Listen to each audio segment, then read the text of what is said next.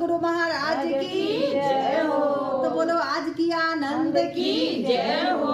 तो देखिए आजकल का जो जमाना हो गया है, कलयुग जमाना, इसमें लोग छोटी छोटी बात का फसाना बना लेते हैं और दिल में वो ऐसे बैठा लेते हैं जैसे उनको लगता है कि यहीं पे रहना है, उनको ये जग छोड़ के जाना ही नहीं है। तो मेरा मानना है कि छोटी छोटी बात का तो बिल्कुल ही गठरी नहीं बांधना चाहिए और इंसान को तालमेल बिठा के रहना चाहिए, क्योंकि जितने हम ऐसा नहीं है कि हमारे घर है तो हम यहाँ रह ही जाएंगे, प्रभु के पास भी जाना है। तो इसके लिए हमारा जुबान अच्छा होना चाहिए और एक दूसरे से व्यवहार अच्छा होना चाहिए। देखिए आज व्यवहार ऐसा है कि देखिए कहाँ से आ गई है हमारी ये सासू मैया, सिर्फ व्यवहार के ऊपर।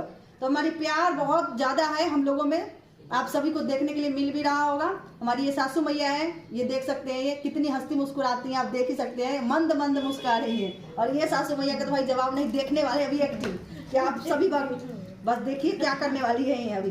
तो पूरा गीत भजन सुनिए और कैसा लगेगा कमेंट में जरूर बताइएगा। मत बानो गठरिया नफरत